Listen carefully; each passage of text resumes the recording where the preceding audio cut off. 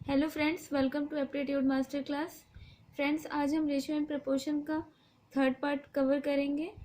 Third part cover करने से पहले जो भी बच्चे आज इस वीडियो को पहली बार देख रहे हैं वो इससे पहले सेकंड और फर्स्ट पार्ट को ज़रूर देखें। उसमें हमने बेसिक पढ़ाया हुआ है।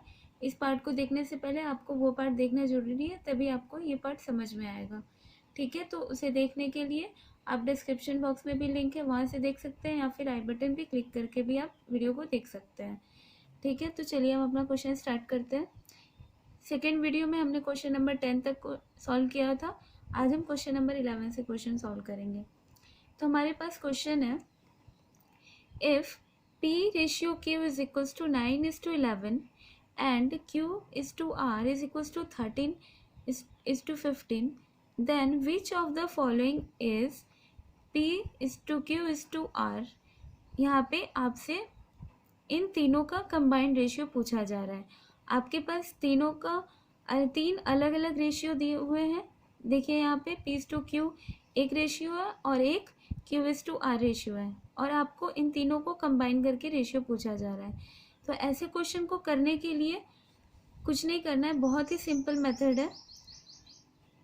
आपको ऐसे लिखना है, यहाँ पे P, Q और R। ठीक है, हमसे इसका रेशियो पूछा जा रहा है। तो पहले हम देखेंगे कि P is to Q क्या है। तो P is to Q 9:11 है। ठीक है, तो हम यहाँ 9 लिखेंगे और लिखेंगे यहाँ पे 11। ठीक है, और यहाँ पे ये रेशियो का साइन होगा। फिर हम देखेंगे कि सेकंड जो रेशियो हमारा है Q is to R दिया हुआ है, जिसमें 13:15 है। तो फिर हम यहाँ पे नहीं लिखेंगे, यहाँ पे शिफ्ट हो जाएंगे, क्योंकि हमारे पास Q is to R का रेशियो है। तो Q के नीचे 13 और यहाँ पे हो जाएगा 15। ठीक है, अब इसके आगे का स्टेप क्या है, यहाँ पे हमारे पास R का कुछ भी नहीं लिखा हुआ है और ना ही यहाँ पे P का लिखा हुआ है, ये दोनों हमारे स्पेस खाली हैं। तो जो रेशियो इनके जस्ट बगल में होगा उसे हम एक स्टेप और शिफ्ट करेंगे। तो यहाँ पे भी हम 11 लिखेंगे। ठीक है, वैसे ही हम यहाँ पे भी करेंगे। P के पास कोई रेशियो नहीं है, तो जो इसके पास वाला रेशियो होगा उसी को हम यहाँ पे शिफ्ट करके लिखेंगे। ये हो जाएगा 13। अब यहाँ से देखिए हम कितनी आसानी से इनका रेशियो कैलकुलेट करेंगे।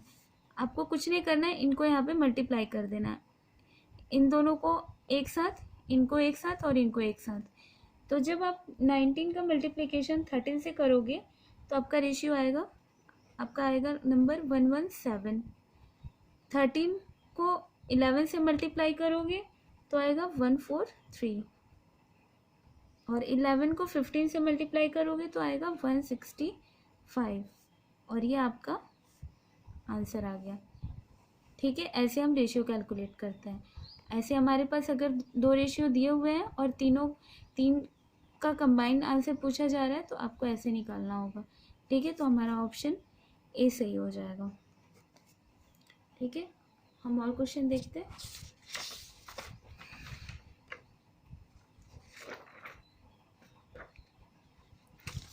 हमारा नेक्स्ट क्वेश्चन है, ये तो हमने सॉल्व कर लिया है, हमें और क्वेश्चन देखते हैं यहाँ से। ये हमारा क्वेश्चन नंबर 12। ठीक है, क्वेश्चन दिया हुआ है हमारे पास, P is to Q is equals to 5:11 and Q is to R is equals to 4:15 and R is to S is equals to 6:7। तो आपसे पूछा जा रहा है P is to S की रेशियो। ठीक है, ऐसे क्वेश्चंस भी फ्रिक्वेंटली पूछे जाते हैं एग्जाम में, तो आपको इसे भी सॉल्व करना आना चाहिए। ठीक है, अगर हम इसे लिखें, जैसे हमारे पास 3 रेशियो दिया हुआ है और हमें अगर इसे P is to S का आंसर निकालना है, तो देखिए हम कैसे सॉल्व करेंगे। अगर हमें P is to S निकालना है तो हम P is to S कैसे निकाल सकते हैं। देखिए, हम इसे अगर ऐसे लिख दें P is to Q और ये रेशियो यहाँ लिखे, अगर इनका आपस में मल्टीप्लिकेशन कर दे Q is to R और इंटू कर दे R is to S, तो ये क्या होगा, यहाँ से Q और Q कट जाएगा, यहाँ से R और R कैंसिल हो जाएगा, तो हमारा P is to S आ जाएगा। ठीक है, तो ऐसे हम करके P is to S निकाल सकते हैं। तो P is to S निकालने के लिए अब करना क्या है, हमें पहले P/Q लिखेंगे। P/Q कितना है हमारे पास 5/12। फिर Q/R कितना है 4/15 और R/S कितना है 6/7। ठीक है, अब यहाँ से आपको इन वैल्यूज़ को कैंसिल कर देना है। ये आ जाएगा 3, यहाँ से 2 से कैंसिल होगा और ये 3 से कैंसिल होगा। तो आपका नया रेशियो जो है P/S कितना आ जाएगा 2:21। ये हो जाएगा आपका आंसर। ठीक है, P/S ऐसे फाइंड करना है, फिर वो वैल्यू आपको यहाँ पे रख के सॉल्व कर देना है, आपका आंसर आ जाएगा। देखिए हम एक और क्वेश्चन करते हैं। देखिए ये क्वेश्चन है हमारे पास, the ratio of marks obtained by A and B is 6:5. If the combined average of their percentage is 68.75 and their sum of the marks is 275, find the maximum marks for the exam. ठीक है, ये थोड़ा सा इस question का level high है, तो इसे हम ध्यान से सॉल्व करेंगे। और आप इस क्वेश्चन को वीडियो एक बार आप देखिए, फिर दोबारा देखिए। ऐसे क्वेश्चन का आपको बेसिक समझना ज़रूरी है कि हम इसे कैसे सॉल्व करते हैं। ठीक है, तो हमारे पास क्वेश्चन जो है कह रहा है the ratio of marks obtained by A and B is 6:5, यानी A और B को जो मार्क्स मिले वो इस रेशियो में है। अगर उनके रेशियो को हम कंबाइन कर दें और उसका जो एवरेज आएगा वो 68.75% है, और जो उन दोनों ने मिलके मार्क्स ऑब्टेन किए हैं वो 275 है। तो आपको मैक्सिमम मार्क्स कैलकुलेट करना है एग्ज़ाम में कितने मार्क्स का पेपर हुआ। ठीक है, तो अब हमारे पास A/B का रेशियो दिया हुआ है 6/5। तो मैंने फर्स्ट वीडियो में आपको बताया था कि आप ऐसा कभी नहीं बोल सकते हो कि A की वैल्यू 6 है और B की वैल्यू 5 है। आप इसको ऐसे ज़रूर लिख सकते हो कि A की वैल्यू 6x है और B की वैल्यू 5x है। आप ऐसे लिख सकते हो इसे। ठीक है, तो हमें दिया हुआ है कि दोनों ने मिलके कितने मार्क्स ऑब्टेन किए हैं 275, यानी A प्लस B की वैल्यू कितनी है हमारे पास 275। तो यहाँ पे अगर हम वैल्यूज़ रख दें A की जगह 6x और B की जगह 5x, तो ये वैल्यू हमारे हो जाएगी 275। यहाँ से हम वैल्यू x की कैलकुलेट कर लेंगे, यहाँ से x की वैल्यू हो जाएगी 25। ठीक है, अगर x की वैल्यू 25 हो गई तो हम यहाँ से a की वैल्यू कैलकुलेट कर सकते हैं। a की वैल्यू कितनी हो जाएगी, यहाँ पे 6 है और x की जगह हम 25 रख देंगे, तो ये वैल्यू आ जाएगी 150। और b की वैल्यू कैलकुलेट करेंगे तो 5 × 25, ये हो जाएगा आपका 125। ठीक, अब जो हमें क्वेश्चन में दिया हुआ है वो लिखा है if the combined average of their percentage is 68.75। ठीक है, तो 68.75 वो वैल्यू है। मान लीजिए ए ने कुछ परसेंटेज ऑब्टेन किया और इन्होंने बी ने भी कुछ परसेंटेज ऑब्टेन किया हुआ है, तो उन दोनों परसेंट को हम ऐड करेंगे, फिर उसका एवरेज निकालेंगे। वो एवरेज की वैल्यू 68.75 है। ठीक है, तो हम परसेंटेज ऑफ मार्क्स कैसे निकालते हैं किसी नंबर का, जैसे हमें जो एग्ज़ाम में मार्क्स मिलते हैं उसका परसेंट कैसे कैलकुलेट करते हैं, marks obtained by total marks into 100, ये हमारा परसेंटेज वैल्यू बताता है। और ये परसेंटेज वैल्यू कितना है 68.75, सॉरी यहाँ पे ये इसका एवरेज दिया हुआ है। तो दो नंबर है, हम 2 लोग हैं, तो 2 लोगों का एवरेज अगर हमें दिया हुआ है तो हम बाई 2 करते हैं। ठीक है, अब मार्क्स ऑब्टेन यहाँ पे लिख देंगे, कितना है हमारे पास मार्क्स ऑब्टेन, उन्होंने टोटल कितना ऑब्टेन किया हुआ है A प्लस B ने 275। ठीक है, हम यहाँ लिखेंगे 275। टोटल मार्क्स क्वेश्चन में पूछा ही जा रहा है, तो टोटल मार्क्स हमें पता नहीं है, हमने लिख दिया जो हमें पता ही नहीं है, इनटू 100, और 2 को हम यहाँ ट्रांसफ़र कर देंगे, तो ये वैल्यू कितनी हो जाएगी 137.5। अब यहाँ से आप टोटल मार्क्स इस इक्वेशन को सॉल्व करोगे तो टोटल मार्क्स आपके आ जाएंगे कितने 200। ठीक है, ये आपका आंसर है। यहाँ पे तो 2 लोगों ने पेपर दिया था ना, तो ए के लिए टोटल मार्क्स 200 था और बी के लिए भी टोटल मार्क्स 200 था, जिसमें से ए ने 200 में से 150 ऑब्टेन किया और बी ने 125, और आपसे टोटल मार्क्स पूछा जा रहा है, ये आपका आंसर हो गया। ठीक है, ये थोड़ा सा इसका लेवल टफ था, तो आपको ऐसे क्वेश्चन करने पड़ेंगे क्योंकि एग्ज़ाम में आ जाते हैं ऐसे क्वेश्चन। ठीक है, तो हम और क्वेश्चन देखते हैं। हमारे पास नेक्स्ट क्वेश्चन है,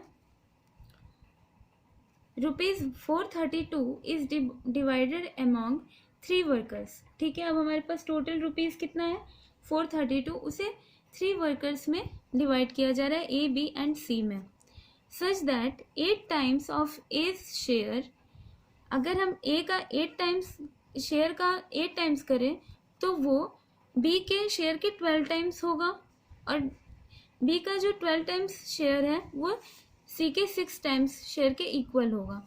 तो पूछा जा रहा है how much did A get, A को कितने मिले पैसे। ठीक है, तो हमारे पास टोटल अमाउंट कितना है 432, उसे हमने डिवाइड किया 3 लोगों में। ठीक है, उसे हमने 3 लोगों के बीच डिवाइड किया, ए बी एंड सी।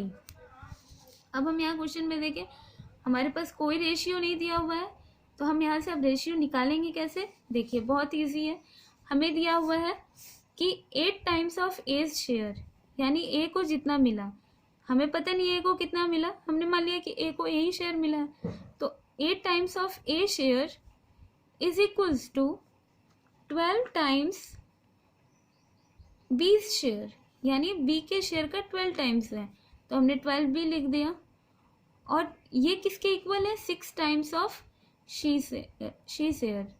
ठीक है, अब यहाँ से हम कैसे रेशियो कैलकुलेट करेंगे, A ratio B ratio C. देखिए हम पहले ए और बी को लेंगे। ठीक है, अगर हम ए और बी का रेशियो कैलकुलेट करना चाहें तो कैसे करेंगे, अभी हमने इस पार्ट को छोड़ दिया, अभी हम इतना ही देखेंगे, तो यहाँ से रेशियो कैसे आएगा, ए यहाँ है, बी को हमने यहाँ शिफ्ट कर दिया, 12 यहीं रहेगा, और ए का 8 यहाँ ट्रांसफ़र हो जाएगा, तो इनके बीच का रेशियो क्या हो जाएगा 3/2। अब हम बी रेशियो सी देखते हैं कैसे निकालना है, सेम मेथड। अब एक ये चीज़ भूल जाइए, और यहाँ पे वैल्यू क्या आ जाएगी 6/12, ये आपका हो जाएगा 1/2। ठीक है, अब A ratio B ratio C, मैंने आपको फर्स्ट क्वेश्चन में जैसे कराया वैसे ही सॉल्व करना है इसको। देखिए अब ए रेशियो बी कितना है 3/2, आपको 2 को एक बार और शिफ्ट करना है, यहाँ पे कर दिया हमने। अब बी रेशियो सी 1:2, तो 1:2, और 1 को आप यहाँ शिफ्ट कर दोगे। ठीक है, अब हम कर देंगे इनका मल्टीप्लिकेशन, ये हो जाएगा 3, ये 2 और ये 4, तो final ratio A ratio B ratio C क्या हो गया हमारे पास 3:2:4, ये हमारा फाइनल रेशियो आ गया। अब हमने आपको पढ़ाया था पहले के क्वेश्चन में, जो हमारी सेकंड वीडियो थी, उसमें हमने आपको बताया था कि अगर कोई वैल्यू है, हमारे पास कोई भी अमाउंट है और हमें उसको रेशियो में डिस्ट्रीब्यूट करना है तो कैसे करना चाहिए। देखिए हम पहले देखेंगे कि हमारे पास जो टोटल रेशियो है, इसी रेशियो में तो इस रुपीज़ को डिवाइड किया गया है ना, ये जो 432 रुपीज़ है उसको इसी रेशियो में तो इनके बीच में डिवाइड किया गया है, यानी अगर हम इस रेशियो का सम कर दें तो जो सम होगा वो 432 के इक्वल होना चाहिए। ठीक है, तो इन सब का सम कितना होगा 3 + 2 5, 5 + 4 9, यानी टोटल सम हमारा 9 हो गया, और 9 की वैल्यू क्या है हमारे पास, टोटल अमाउंट कितना है 432, तो हम 9 को इक्वेट करेंगे 432 से, तो एक की वैल्यू यहाँ से 9 की वैल्यू अगर 432, तो 1 की वैल्यू हो जाएगी 48।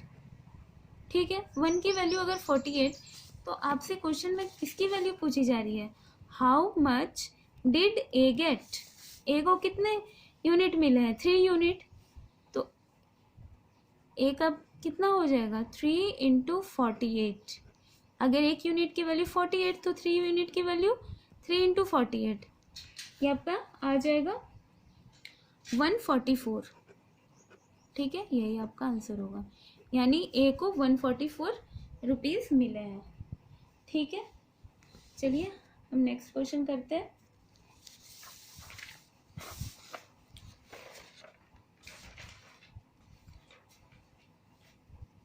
हमारे पास क्वेश्चन है, the monthly salaries of 2 persons are in the ratio 4:7। यानी हमारे पास 2 लोग हैं, उनकी सैलरीज का जो रेशियो है वो 4:7 है। ठीक है। If each receives an increase of ₹25 in the salary, अगर हम दोनों की सैलरी में 25 रुपीज़ का इंक्रीज कर दें तो जो नया रेशियो है वो 3:5 हो जाएगा। उनकी जो सैलरीज का नया रेशियो होगा वो 3:5 हो जाएगा। तो आपसे कहा जा रहा है फाइंड देयर रिस्पेक्टिव सैलरीज।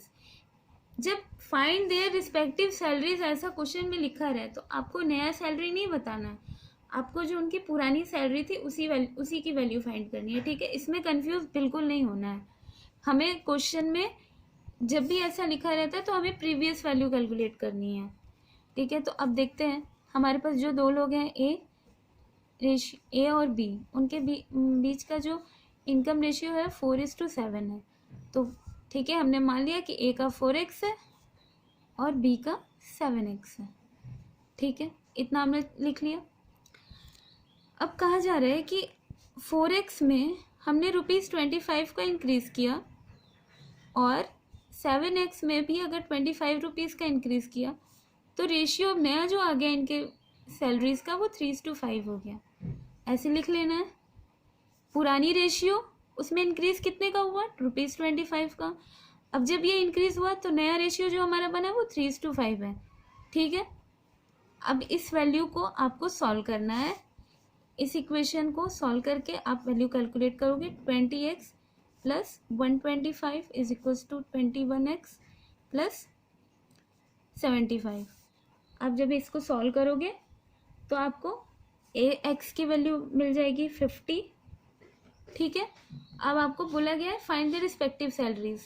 तो x की वैल्यू अगर 50 आ गई तो 4 × 50 कितना हो जाएगा? 200।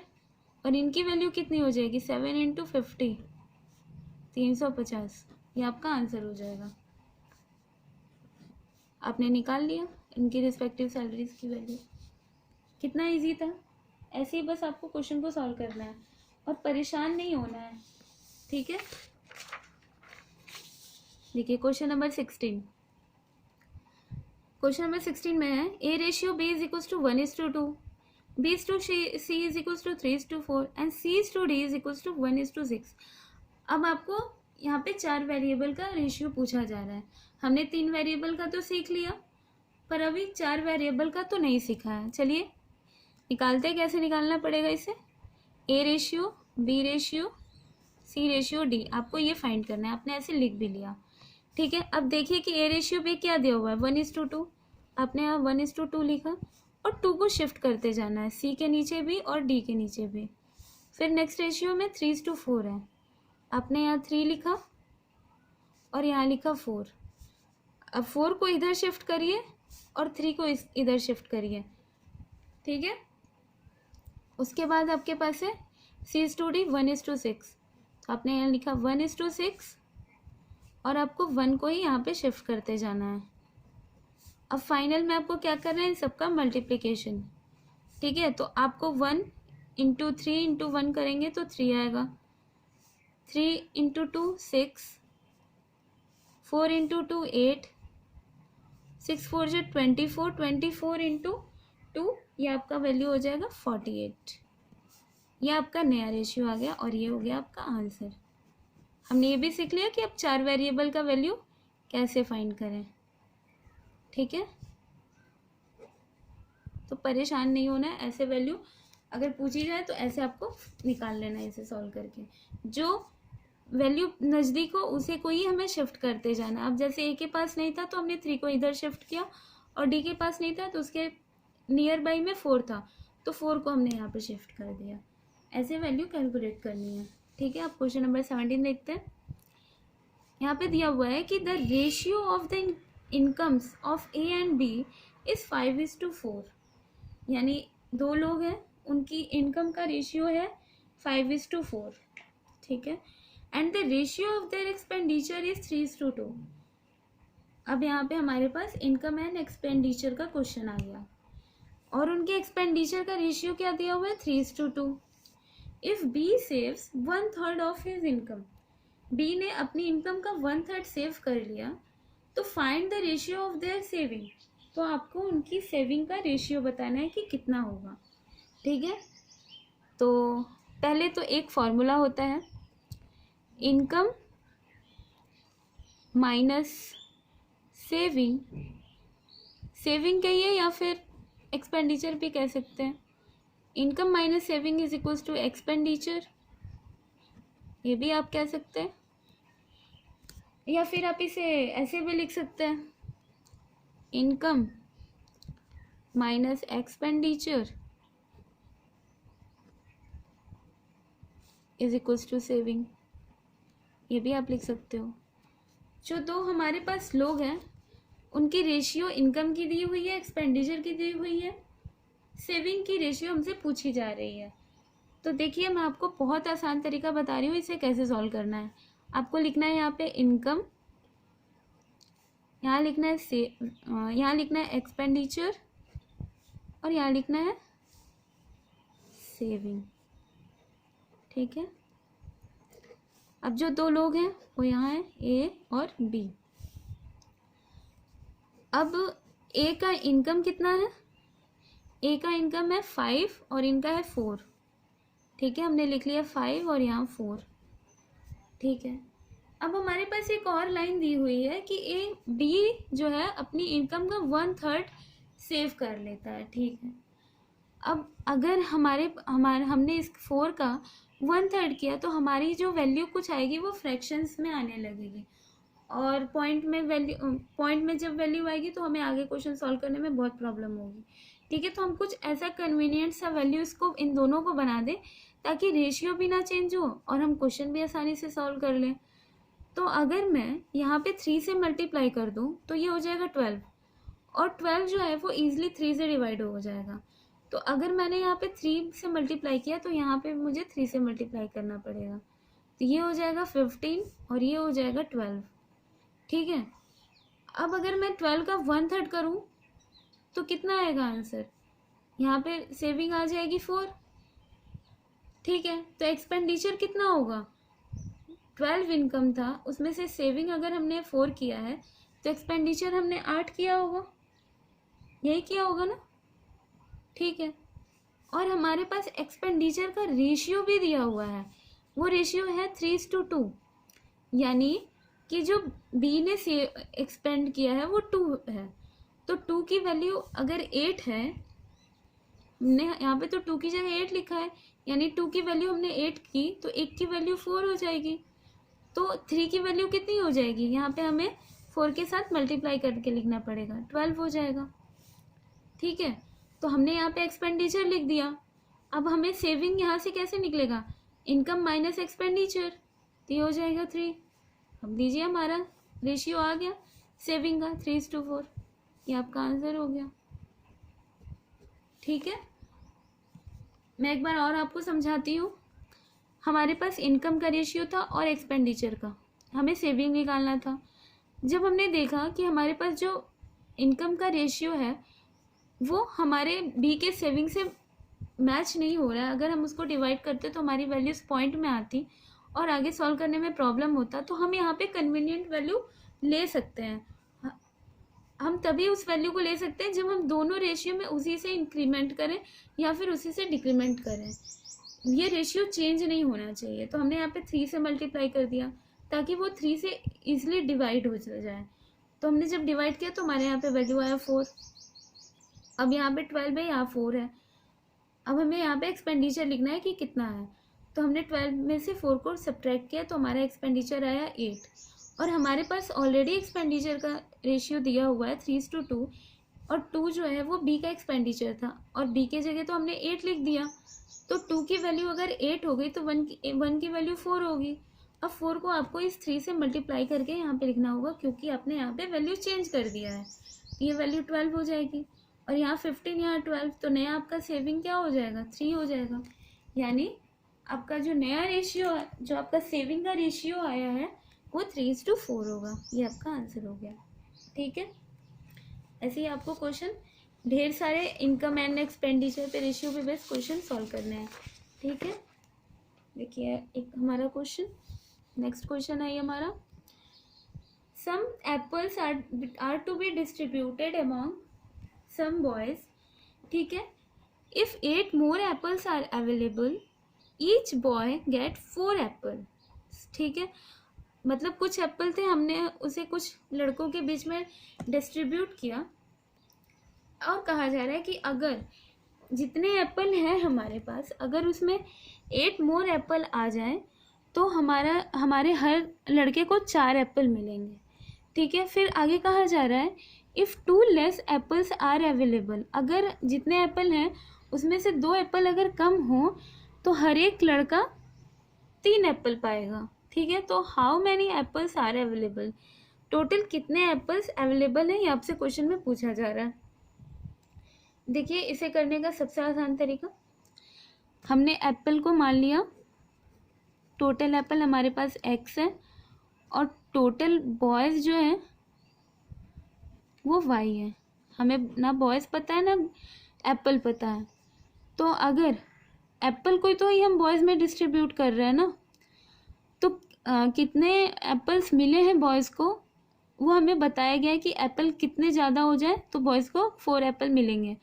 तो अगर एप्पल 4 कितने एप्पल ज़्यादा हो जाए, क्या लिखा था, इफ़ 8 more एप्पल्स, अगर 8 more से एप्पल यहाँ पे 8 और आ जाए तो हर बॉयज़ को कितने एप्पल मिलेंगे, 4 एप्पल मिलेंगे, यानी total number of Apple divided by number of boys, तो हमें ये वैल्यू मिल जाएगी ना कि हर बॉयज़ को कितने एप्पल मिले हैं, तो हमने यहाँ पे लिख दिया 4, ठीक है।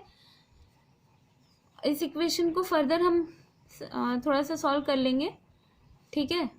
तो ये हो जाएगा x plus 8 is equals to 4y, ये हमारा इक्वेशन फर्स्ट हो गया। अब सेकंड केस जो है वो दिया हुआ है कि if 2 less apples are available, यानी जितने एप्पल थे उसमें से 2 एप्पल अगर कम मौजूद होते तो टोटल बॉयज़ को कितने एप्पल मिलते, 3 एप्पल, ठीक है। तो इस इक्वेशन को भी हम फर्दर थोड़ा सा सॉल्व करेंगे, ये हमारा हो जाएगा 3y, ये इक्वेशन सेकंड है। अब आपको करना क्या है, अब आपको निकालना है कि टोटल नंबर ऑफ एप्पल्स हैं कितने, यानी आपको x की वैल्यू फाइंड करनी है।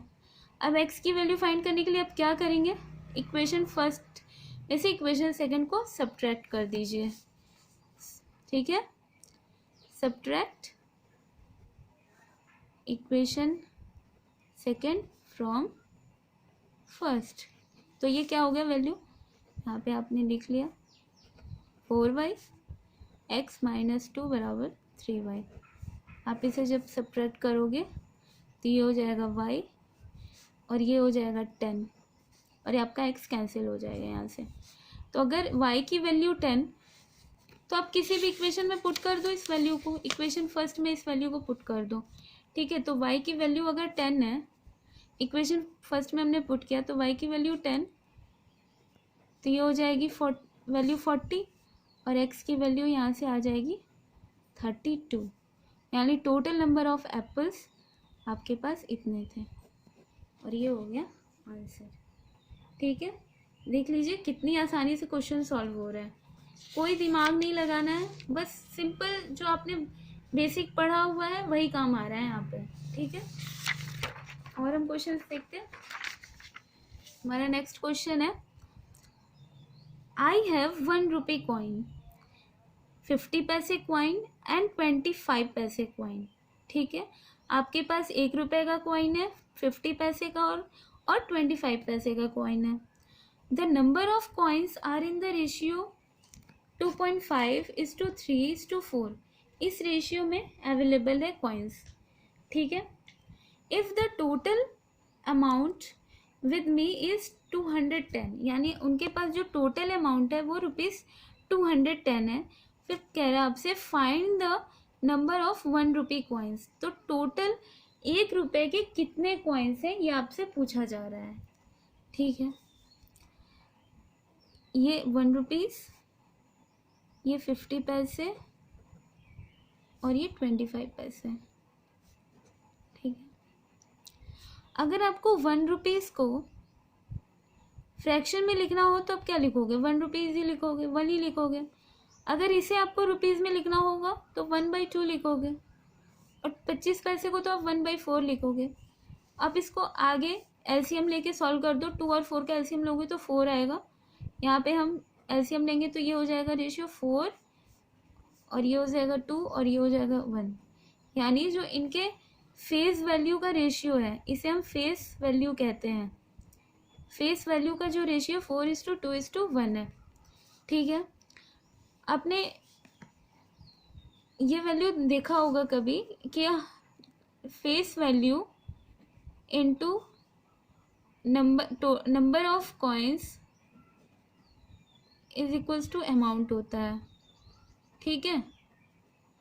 ये आपकी एक वैल्यू होती है कि अगर आप कॉइन के फेस वैल्यू से और जितने नंबर ऑफ टोटल कॉइन से मल्टीप्लाई कर दोगे तो आपको टोटल अमाउंट आ जाएगा, ठीक है। तो हमारे पास फेस वैल्यू दिया हुआ है और हमारे पास नंबर ऑफ कॉइन्स के भी रेशियो दिया हुआ है। नंबर ऑफ कॉइन्स, उनका रेशियो क्या दिया हुआ है हमारे पास, 2.5 × 3 × 4, ये हमारे पास रेशियो दिया हुआ है। जब आप इनको आपस में मल्टीप्लाई कर दोगे तो हमारा अमाउंट आ जाएगा, ठीक है, अमाउंट आ जाएगा। तो 2.5 से जब आप 4 को मल्टीप्लाई करोगे तो 10 आएगा, यहाँ पे ये 6 आ जाएगा और ये 4 आ जाएगा। यानी तो ये तो हमारा हो गया टोटल अमाउंट, और टोटल अमाउंट का रेशियो 10:6:4 है। और जो हमारे पास टोटल अमाउंट है वो कितना है, ₹210 है ना, ये हमारा टोटल अमाउंट है। तो टोटल अमाउंट इसी के सम के इक्वल तो होगा ना। अगर हम 10 + 6 16, 16 + 4 20, यानी 20 की वैल्यू ही तो 210 है ना। इन्हीं तीनों को तो मिला के हमारे पास टोटल अमाउंट बना है। तो यहाँ से 2 की वैल्यू हो जाएगी 21, तो 1 की वैल्यू 21/2। आपसे कहा जा रहा है कि बताइए 1 रुपये के कितने कॉइन्स हैं। 1 रुपये में तो एक ही कॉइन होगा ना, ऐसे तो है नहीं 50 पैसे की तरह। अगर 50 पैसे पूछा जाए 1 रुपये में कितने 50 पैसे होंगे, तो 250 पैसे होते हैं। 25 पैसे की बात करें 1 रुपीज़ में तो 4 कॉइन्स होते हैं, ठीक है। तो यहाँ पे आपसे 1 रुपीज़ की बात की जा रही है, तो हम पहले तो ये निकालेंगे कि 1 रुपीज़ के टोटल अमाउंट कितना है 1 रुपये का। तो 1 रुपये का टोटल अमाउंट हो गया 21/2 × 10, ठीक है। तो ये 5 से जाएगा, ये होगा 105। यानी हमारे पास जो टोटल अमाउंट है 1 रुपीज़ का वो 105 है। यानी टोटल कॉइन्स 1 रुपीज़ के कितने होंगे, 105 कॉइन ही होंगे। अगर हम 50 पैसे की बात करें तो टोटल 50 पैसे के कितने कॉइन होंगे। हम यहाँ से पहले अमाउंट निकालेंगे कि 50 पैसे का अमाउंट टोटल कितना है। तो 6 की वैल्यू निकालने के लिए आप क्या करोगे, 21/2 × 6, ये आपका हो जाएगा 63। यानी आपके 50 पैसे के टोटल अमाउंट 63 है। तो 50 पैसे कॉइन के कितने होंगे, अगर 50 पैसे टोटल मिला के 63 रुपीज़ हो रहे हैं, तो 1 रुपये में 50 पैसे के 2 कॉइन होते हैं। तो टोटल कॉइन निकालने के लिए आपको यहाँ पे 2 से मल्टीप्लाई करना होगा। ये हो जाएगा 6 और ये हो जाएगा 126, यानी ये टोटल 126 कॉइन्स होंगे और 1 रुपीज़ के 105 कॉइन्स होंगे। ऐसे ही आपको अगर 25 पैसे के कॉइन निकालने हो तो 25 पैसे के कितने कॉइन होंगे, पहले आपको अमाउंट कैलकुलेट करना पड़ेगा। अमाउंट कैसे कैलकुलेट करोगे, वही 29/2 × 4, तो ये आपका हो जाएगा 2 और 42, ये आपका टोटल अमाउंट।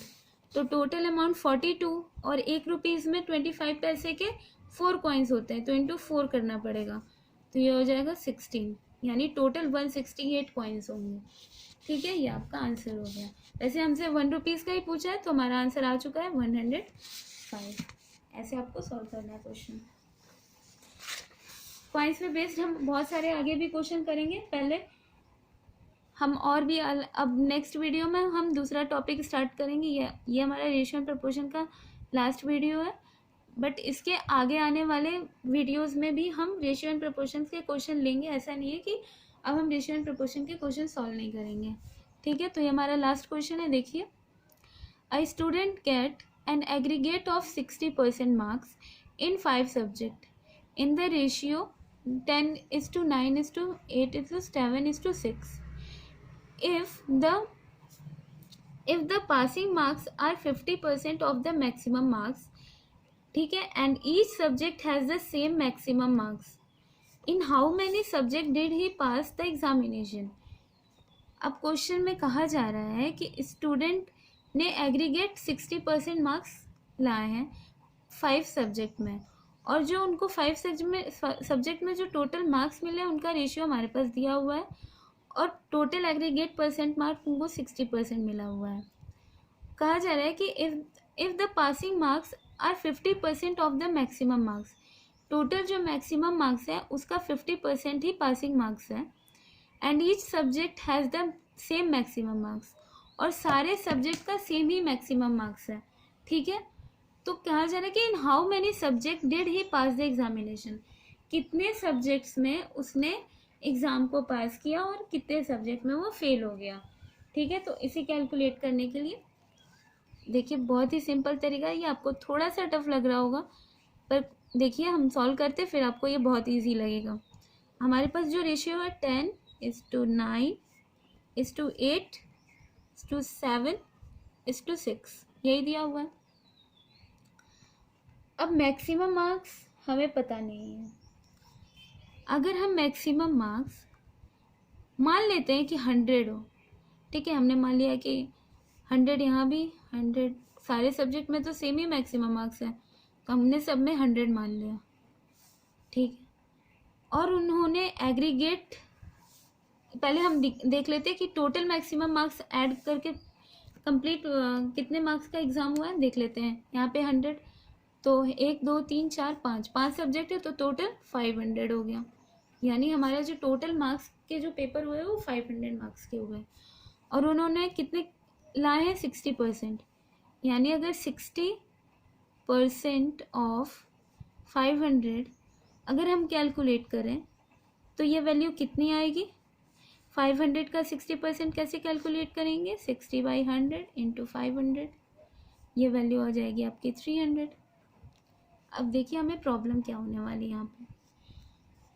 अब ये आ गया हमारे पास 300, बट हमारे पास ये जो वैल्यू है इससे हम क्या ये आगे की वैल्यू कैलकुलेट कर सकते हैं। आप देखिए अगर हम इसे ऐड करें टोटल, तो ये हमारा टोटल कितना होगा, 10 + 9 8 7 एंड 6। अगर हम इसको ऐड करें तो टोटल हमारा 40 ही आएगा, अगर हम इन सारे रेशियो को ऐड करें, और ये सारे रेशियो के ऐड के बराबर ये 300 की वैल्यू होगी। ठीक है ना, क्योंकि एग्रीगेट तो उन्होंने इतना ही लाया है, और हमारे पास जो टोटल रेशियो का सम आ रहा है वो 40 आ रहा है। अब ये वैल्यू आपस में कटेगी नहीं, ठीक है, इससे हमें आगे प्रॉब्लम हो जाएगी। तो हम इस चीज़ को सॉल्व करने के लिए हम क्या करेंगे, हम यहाँ पे 100 ना लेके यहाँ पे हम क्वेश्चन को 200 लेके सॉल्व करेंगे। ठीक है, हमें यहाँ पे पॉइंट में वैल्यू नहीं लानी है, हमें कोशिश करना है कि हमारा जो वैल्यू है वो बिना पॉइंट के सॉल्व हो। तो अब टोटल मैक्सिमम मार्क्स कितने हो गए, 1000। ठीक है, अब 1000 से देखिए कैसे हम इजीली सॉल्व करते हैं क्वेश्चन को। अब हमारे यहाँ पे टोटल अगर 1000 है तो 60% कितना हो जाएगा 1000 का, 1000 का 60% हो जाएगा 600। ठीक है, तो अब हमें देखना है कि 40 की वैल्यू 600, यही तो हमें कैलकुलेट करनी है ना। 40 की वैल्यू 600, तो 1 की वैल्यू कितनी हो जाएगी 60/4। ठीक है, और इसको आप जब सॉल्व कर दोगे तो 1 यूनिट की वैल्यू आ जाएगी 15। ठीक है, तो इनको जो हमने मान लिया कि ये सब्जेक्ट ए है, बी है, सी है, डी है और ई सब्जेक्ट है, तो सब्जेक्ट ए में इनको कितने मार्क्स मिले, 10 × 15 करेंगे तो 150 मार्क्स। फिर यहाँ पे 9 से 15 को मल्टीप्लाई करेंगे तो यहाँ पे 135 मार्क्स आएंगे। 8 को फिर 15 से करेंगे तो यहाँ पे हमारा जो मार्क्स आएगा वो 120 आएगा, और यहाँ पे आएगा 105, और 15 इंटू 6 यहाँ पे करेंगे तो ये वैल्यू आ जाएगी 90।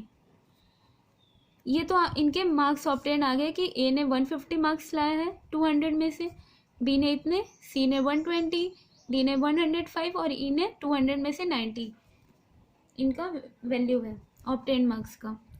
और हमें कहा जा रहा है कि जो पासिंग मार्क्स हैं वो कितने हैं, 50% ऑफ द मैक्सिमम मार्क्स। ठीक है, तो मैक्सिमम मार्क्स एक सब्जेक्ट के लिए कितना है, 200, तो 50% ऑफ 200 कितना हो जाएगा, 100 मार्क्स।